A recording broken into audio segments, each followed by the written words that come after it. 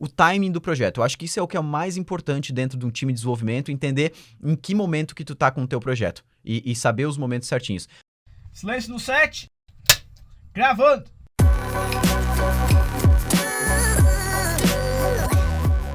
Fala, Dev! Meu nome é Diego Fernandes. Eu sou o Igor Ribeiro. Eu sou o Guilherme Pelizati. Bora, qual que é o tema dessa vez?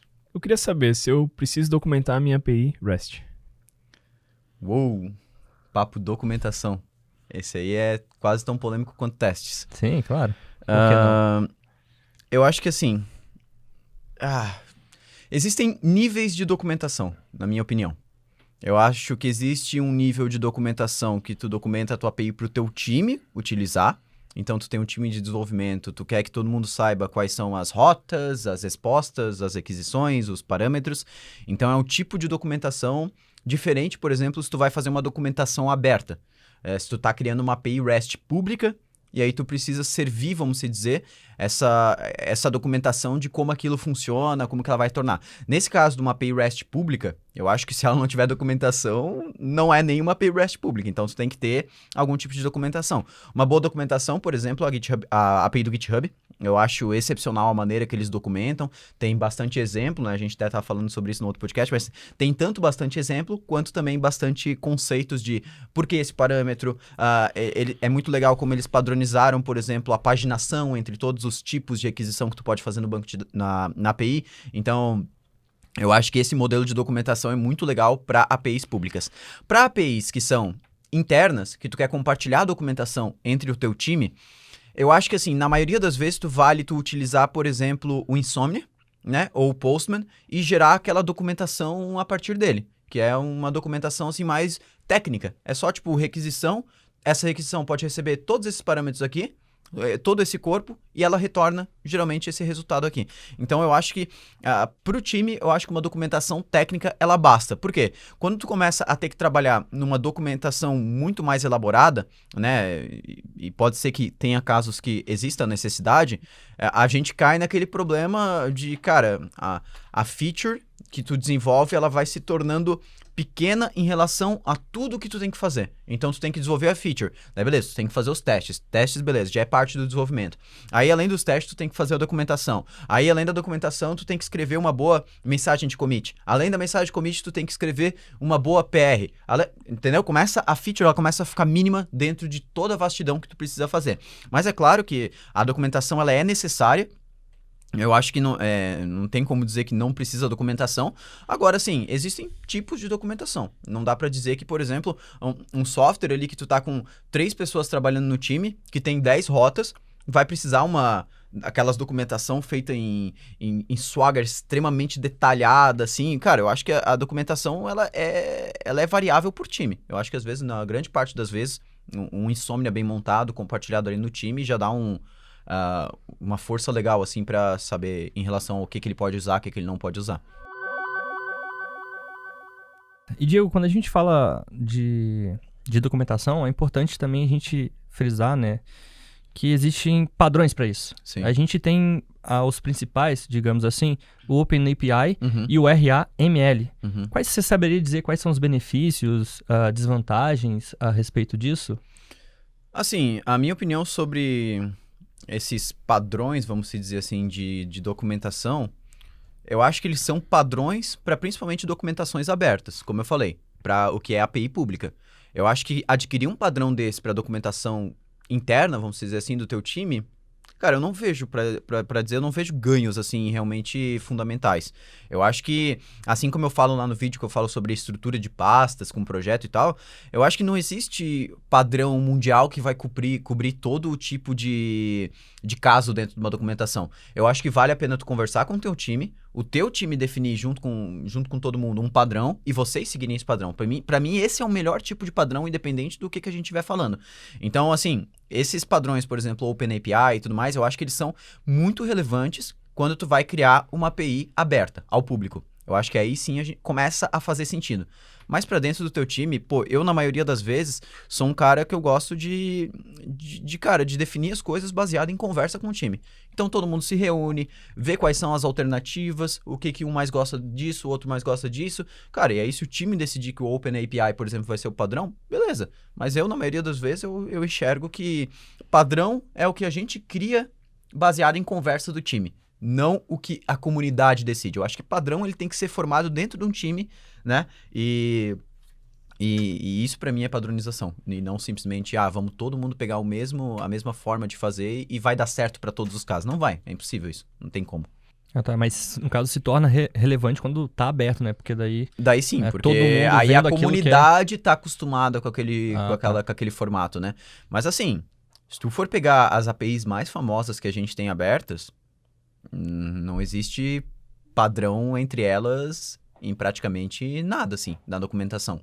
Cada uma, ela é documentada de uma forma diferente, né? A gente até falava sobre isso, mas, tipo, por exemplo, a documentação do Google, ela é totalmente baseada em exemplos, né? A gente quase não tem, por exemplo, esse API reference que tu consegue saber, isso aqui, essa rota recebe tudo isso aqui, retorna tudo.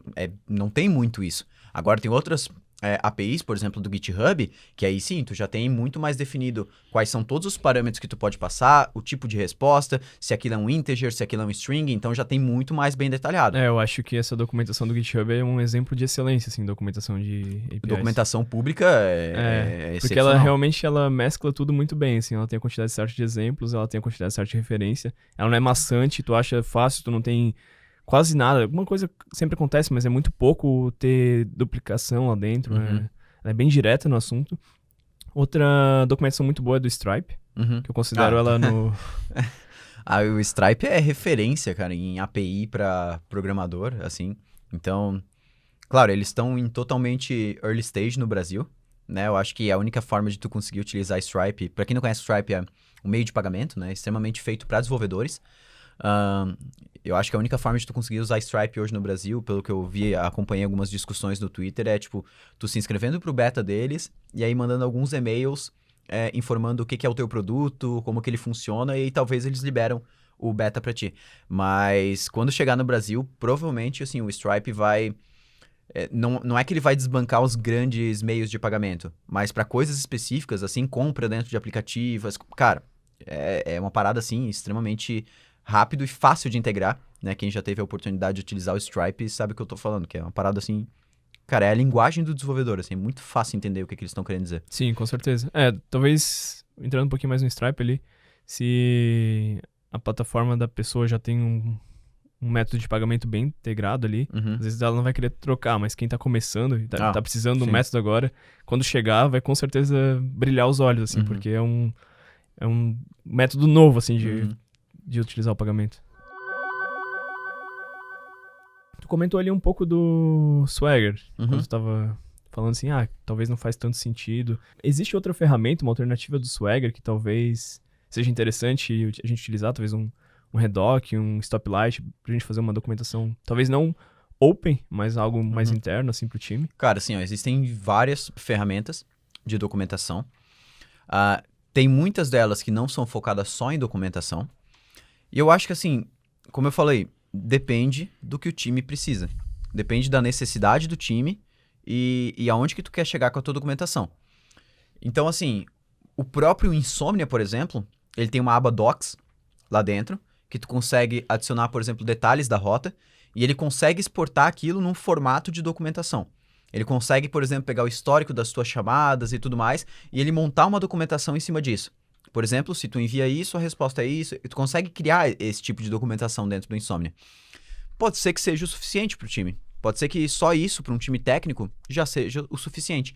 E aí a gente tem outras ferramentas, por exemplo, que daí são para documentações, vamos dizer assim, um pouco mais detalhadas, quando a gente precisa um pouco mais de controle em cima da documentação, que aí sim, a gente pode utilizar um Swagger, né? A gente pode utilizar o Stoplight, como tu falou. O Stoplight é uma ferramenta que eu venho testando, que parece muito massa, porque ela cobre vários pontos, assim. Ela cobre planejamento da tua API, então tu começa a planejar a tua API antes mesmo de construir ela, né? Tu vai pensando, cara, essa rota aqui, se eu chamar ela, o que eu esperaria de retorno? E aí tu começa a planejar a tua API muito antes de tu escrever ela. Ela pega bastante no design da API. Do design da API. Então, tu planeja a tua API, tu cria a tua API, tu consegue executar testes dentro do Stoplight para ver se o teu planejamento tá batendo com o que tu construiu. Então, ele faz chamadas à tua API até bater todos os campos. Isso é muito massa, né? Não são testes unitários, isso não exclui a necessidade de testes automatizados, mas são testes para verificar se a requisição e a resposta estão batendo com aquilo que o teu front-end vai precisar.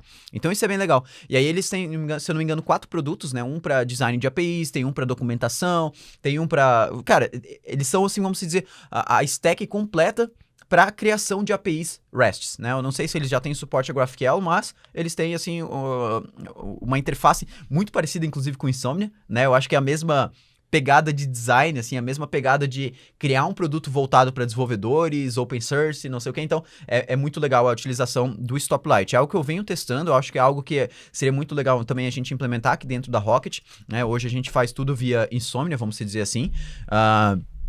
Mas eu acho que seria muito bacana utilizar uma ferramenta assim. A única coisa que eu vejo, eu não sei se a gente vai falar sobre isso depois, mas já para me adiantar um pouco, mas a única coisa que eu particularmente não gosto muito, a gente pode até discutir sobre isso, é gerar documentação a partir de código. Eu acho que é uma coisa assim que não... Cara, eu já testei e pra mim só mais me atrapalhou do que realmente funcionou. Mas eu acho que pelo sorriso de vocês, a gente vai discutir isso mais pra frente. Vai discutir isso. Na verdade, eu acho que já pode dar um gancho e já engatar nisso. Verdade. Qual é a sua opinião a respeito de a documentação dentro do código? Funciona? Dá certo isso aí? Isso... Assim, ela funciona, não dá pra dizer que não funciona. A documentação realmente ela é gerada. Mas assim, cara, pra mim é muito mais sujar código do que realmente tirar proveito daquilo. Eu acho que a documentação, ela deve ser feita à parte do código. Pode ter ali algum tipo de, cara, de coisa muito assim, vamos dizer, superficial para mapear o teu código, os métodos, as rotas, alguma coisa assim. Mas, cara, mais do que isso não. Assim, eu não sei se vocês já utilizaram alguma vez Elixir na vida de vocês. Bem pouco. O Elixir, ele tem um pacote lá que se chama EXDoc. Né, é a documentação do Elixir. E aí a forma de documentar é basicamente botando um bloco de comentário em cima de cada método do controller, vamos dizer assim, falando todo tipo de requisição que recebe, parâmetro, a resposta, e aí no final ele gera a documentação a partir disso. Beleza. Cara, mas se a documentação ainda fosse boa, o que ele gera no final, até assim, quase dá para aceitar. Mas ainda não era uma documentação extremamente detalhada. E se tu precisasse detalhar, precisava incluir mais coisa dentro dos comentários. E aí acabava que o arquivo ficava com 4.000 linhas, sendo que 500 linhas era código, o resto era documentação.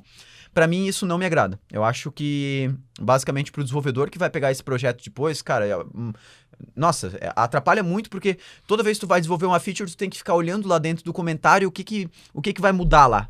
Eu tenho que... Esse parâmetro aqui que era isso, vai ter que mudar para isso, a resposta vai ter que mudar. Eu não, assim, eu não me adaptei, testei mais de uma vez. Eu acho que até o Swagger tem integração com projetos Node para tu fazer esse mesmo processo de gerar documentação a partir de código, mas para todo mundo que vem me perguntar sobre isso, eu recomendo, cara, não faça. Faça a documentação separada do código, porque tu consegue deixar os dois melhores. Tu consegue deixar a tua documentação melhor, porque tu vai ter um espaço dedicado para isso, a documentação da API. E tu deixa o teu código melhor, porque lá dentro não tem 1000 comentários te confundindo o que uma rota faz e o que ela não faz. Então eu acho que assim, são duas coisas separadas. Tu constrói o teu código e tu constrói a documentação separada. Ou antes ou depois, né? Eu acho que não existe um DDD, Documentation Driven Development, mas... Mas aí no caso, isso é especificamente para quando a gente fala de documentação da API, né? Se for para documentar um código, por exemplo, a funcionalidade dele, daí tudo bem colocar a documentação lá, tipo que o IntelliSense, aquelas integrações. Mas tu diz aqueles comentários que nem o Adonis tem para... O JSDoc, por exemplo. Assim, novamente, se for uma API pública, faz sentido. Porque aí tu pode chegar um momento que tu vai querer gerar um API reference, que hoje eu acho que o TypeScript já deve ter isso meio que por padrão, tu nem precisa mais usar JSDoc, mas chega um momento que se tu quer gerar um API reference da tua API, né, que é basicamente aquela documentação raiz, assim, para o usuário saber o que o teu código faz lá nas entrelinhas, assim, saber os parâmetros que as funções recebem, o que elas retornam, aí faz sentido. Mas assim, se tu estiver utilizando um TypeScript dentro da tua aplicação, até projetos como JavaScript, hoje o VS Code ele já faz isso muito bem, cara, dificilmente tu vai precisar colocar esses JS-doc em cima falando, esse parâmetro tem que ser uma string e tal. Cara, se tu quer fazer isso, então usa TypeScript e para de... Seja feliz, né? Eu acho que não, assim... Sei lá, eu acho que não faz sentido a pessoa criar um projeto de JavaScript e aí colocar comentário em tudo para dizer os parâmetros, quais são os tipos e retornos. Pô, então usa TypeScript, né? Eu acho que tu tá assim, deixando de utilizar uma ferramenta que foi feito para facilitar o trabalho do dev, que é o TypeScript, né? Para adicionar essa parte de tipagem, para usar comentário no código. Tipo, Cara, não me vejo assim. Eu devo dizer, assim, que o pouco que eu trabalhei com Java, eu era apaixonado pelo Javadoc, assim. Eu adorava aqueles códigos gigantes, assim, de bloco de comentário em cima. E eu tentei muito usar depois. E, cara, eu fazia, tipo, super detalhado, cara. Parâmetro, o que significava, resposta, tipo... E mesmo entrando já no TypeScript mesmo, a tipagem mesmo, esperada, e a tipagem que retornava, e blocos de exemplo. E o problema maior é que, tipo, ele caga totalmente a leitura do código. Ele, fode muito. E ele fica muito chato, muito rápido de manter aquilo lá. Não, cara, e olha que eu tentei fortemente, assim, eu falei, não, cara, isso que eu gosto... É um negócio, assim, que quando tu tá iniciando a tua API, tu pensa, pô, exatamente, tô cara. fazendo um trabalho impecável, cara. Quem pegar esse código vai vir me agradecer. Daí tu tá lá na 10ª rota, não, chega, cara, eu não aguento mais fazer esse negócio, porque é impossível manter, cara. Não, e o pior de tudo era quando tu tava mexendo num controller, daí eles tinham integração entre os dois, daqui a pouco tu pensava, isso aqui eu fiz errado. Daí vai lá escrever o código de novo, daí aquele comentário. Daqui a pouco, quando é um negócio que... Eu lembro que era um negócio de file upload, que eu não tinha muita experiência, principalmente com SDK da Amazon. Eu ficava refazendo toda vez. E eu ia lá e ficava alterando os códigos de comentário. Daí eu ficava, cara, não aguento mais. Por que eu fui fazer isso? Se eu não me engano, o Swagger, ele é meio que baseado, veio do Java, e daí tem essa ideia de colocar o comentário no código, e dele você gera a sua API, o seu documento lá pra mostrar como é que a sua API funciona. Entendeu? Eu acho que resumidamente, assim, minha conclusão, cara, não faz documentação dentro do código.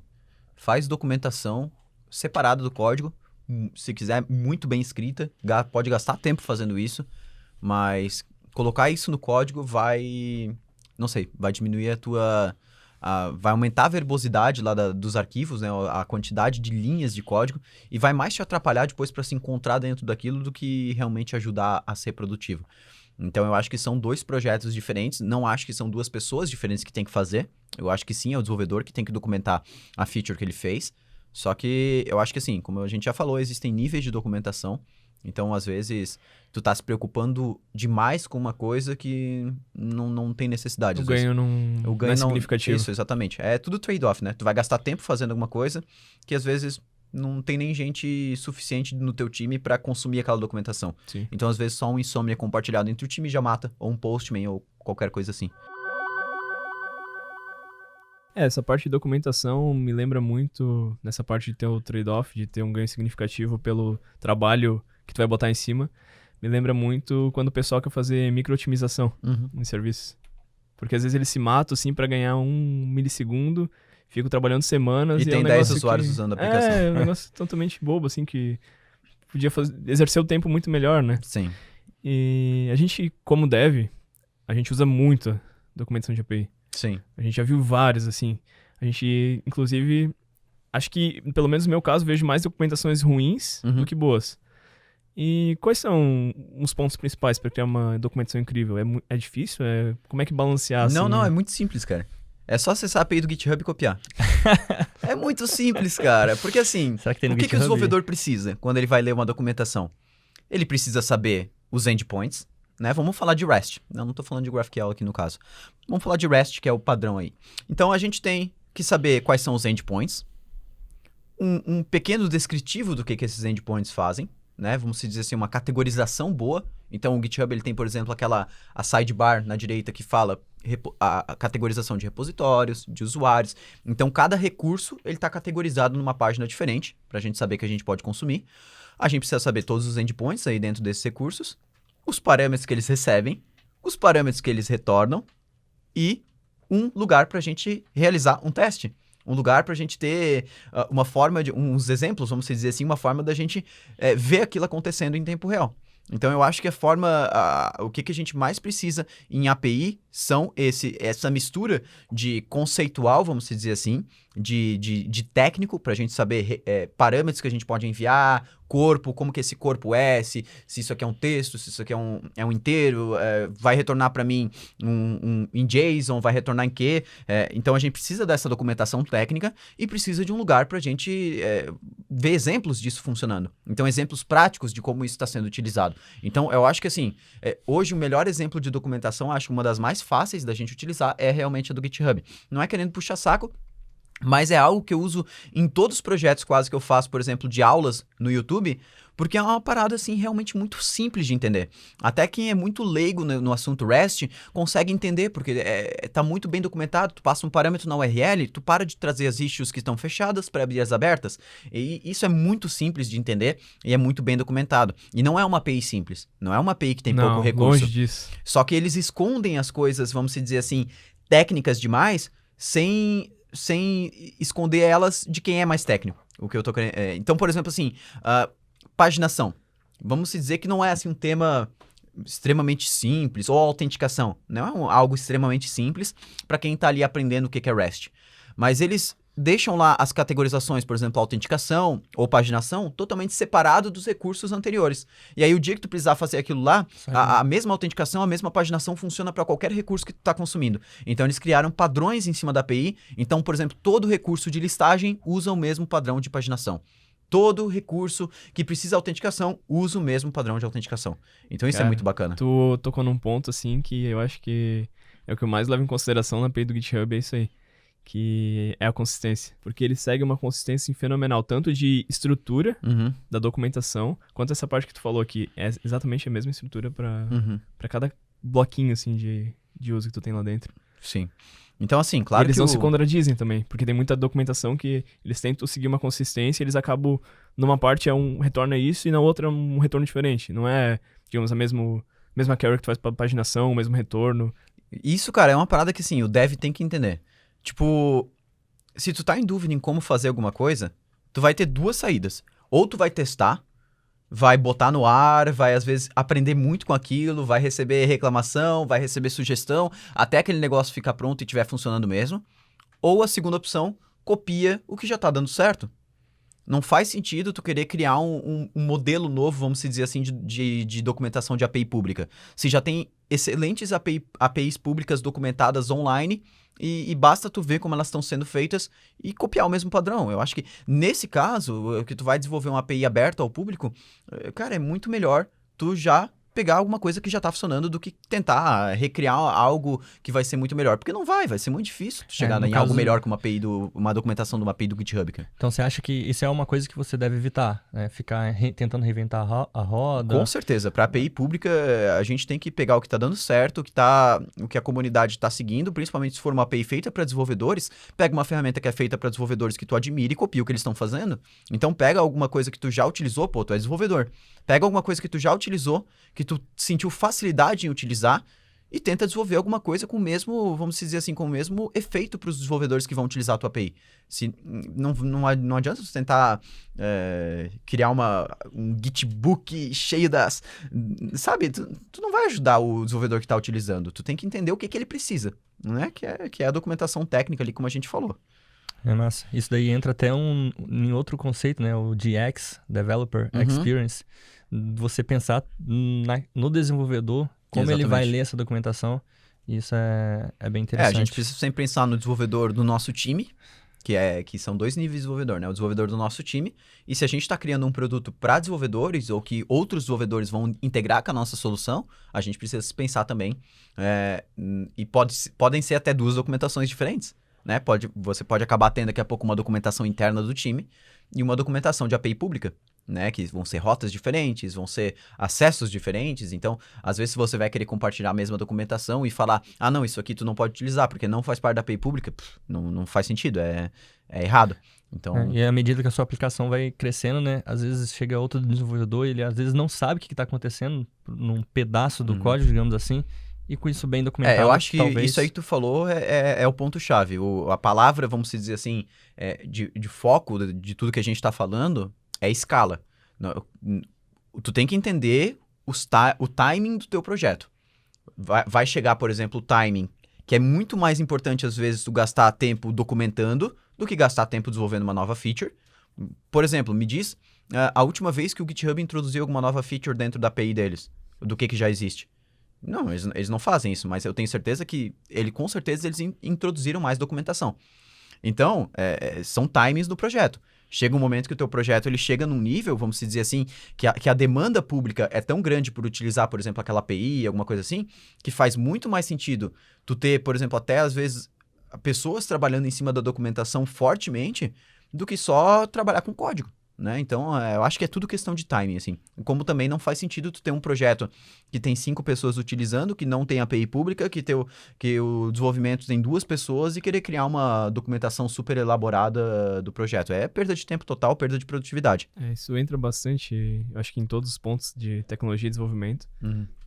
Ver tua escala de empresa e time de desenvolvimento e saber o que aplicar e o que não aplicar, né? E tu comentou do GraphQL algumas vezes ali. Eu, assim, não tenho conhecimento nenhum, mas o GraphQL, como é que funciona a documentação? Ele se documenta sozinho? A documentação, vamos dizer assim, como a gente utiliza o Insomnia hoje, isso ele faz sozinho. A documentação de quais endpoints eu posso chamar e quais respostas eu posso obter e quais são os tipos dos campos que eu posso enviar, os tipos dos campos que eu posso receber, os parâmetros. Isso ele faz sozinho, essa documentação bem técnica. Vamos dizer assim, né? Lá a gente tem o esquema, ele gera lá um playground, a gente tem como se fosse um Insomnia dentro do browser e a gente pode testar isso.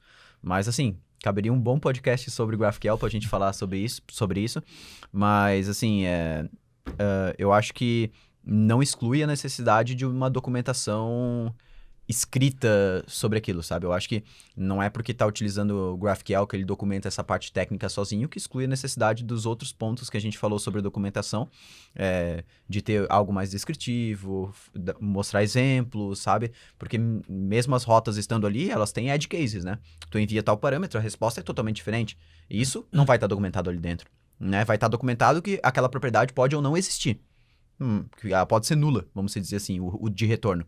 Mas quando ela vai ser nula, então você tem que, claro, documentar esses exemplos. Eu acho que isso é muito importante para o desenvolvedor. Então, com certeza, uma coisa não exclui a outra. Perfeito. Então, para concluir aqui, eu acho que algo interessante para poder indagar, né, digamos assim, a dificuldade de se manter uma documentação. O que você pensa a respeito disso? É algo difícil? É algo simples? Ou você acha que deve ter uma pessoa específica para isso? Você chegou a comentar, o desenvolvedor ele deve, quando ele estiver fazendo a feature dele, ir lá e documentar? Eu acho que assim, como a gente já falou um pouco em cada pergunta durante o podcast, eu acho que o negócio mesmo é a gente entender o timing do projeto, entender a escala desse projeto e o papel do desenvolvedor dentro desse projeto ao longo dessa escala. Como a gente falou já no podcast sobre testes, a não ser que o projeto seja totalmente MVP, vamos dizer assim, chega um momento ali no desenvolvimento do projeto que o desenvolvedor entende que o teste faz parte do processo de desenvolvimento. Então não adianta a gente ter várias features e o desenvolvedor não ter a cultura que ele precisa criar o teste antes de fazer a feature ou até depois de fazer a feature. E a documentação ela chega no mesmo, vamos dizer assim, no mesmo ponto em algum momento do projeto. Então, vai chegar um ponto no desenvolvimento do projeto que o desenvolvedor vai ter que adquirir a cultura que documentar é tão importante quanto você desenvolver a feature em si. Então, a gente precisa ter essa cultura tanto no desenvolvedor quanto na empresa, para a gente perceber que, cara, vai chegar um momento que não adianta eu criar uma feature nova na minha aplicação, se eu envio isso para os devs, nenhum dev do meu time sabe utilizar, vai chegar lá todo dia e falar, como é que tu fez isso aqui? Por que tu botou esse parâmetro? Isso não ajuda em nada, vai prejudicar a tua produtividade, a minha produtividade. Então, chega um momento que a documentação, ela, assim como os testes, ela começa a virar o jogo, trazer mais produtividade do que realmente tirar. Porque o pessoal pensa, não, Diego, documentação, mas olha só, meu projeto aqui é muito fácil, eu vejo aqui no Insomnia que tem 15 rotas. Beleza, amigo, tu tem 15 rotas no teu projeto. Agora imagina tu com 300 rotas, com 350, 400 rotas, e cada rota dessa aí, enviando parâmetros diferentes, tu tem retornos totalmente diferentes. Então chega um momento que tu bota um dev novo dentro do teu projeto ali, cara, acabou pra ele. Ele vai ficar 3 semanas te incomodando e cada nova feature ele vai precisar de ajuda para entender da pessoa que fez aquela feature como aquele recurso funciona. Como a gente tá falando no podcast de testes lá. Entender, por que tu fez isso? Por que sabe? Por que esse parâmetro pode ter esse valor? Quando ele tem valor, por que sabe? Sim. Começa a perder o sentido. Então a gente tem que entender isso. Agora, na questão, assim, e claro, é uma dificuldade manter uma documentação. Eu acho que sim, no mesmo nível que tem uma dificuldade de manter testes. Quando a gente entende que isso faz parte do processo, aquilo lá começa a perder o grau de dificuldade. Eu acho que tudo cabe na cultura da empresa, na cultura do time de desenvolvimento e na cultura do dev em si. Então eu acho que a gente tem que botar esses pontos aí.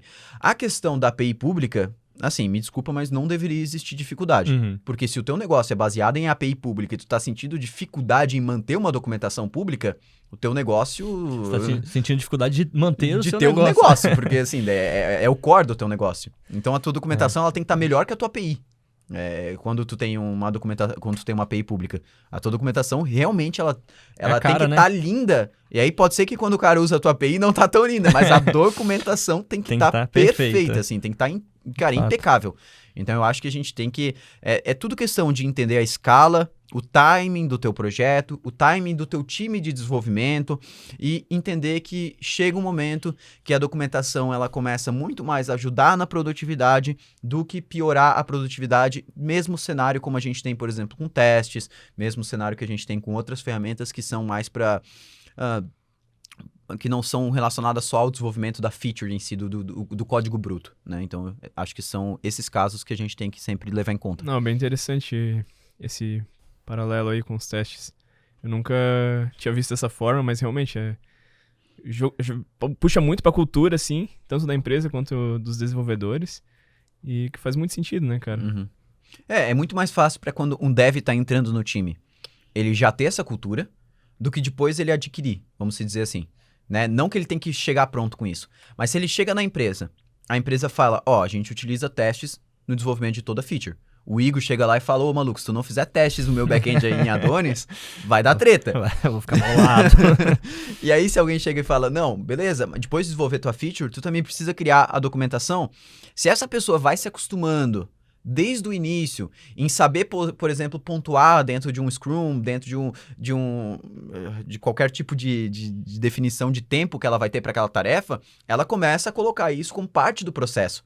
E aí, quando a gente entende que isso faz parte do processo de desenvolvimento, se torna natural. Então, eu acho que se torna um hábito, vamos dizer assim, né?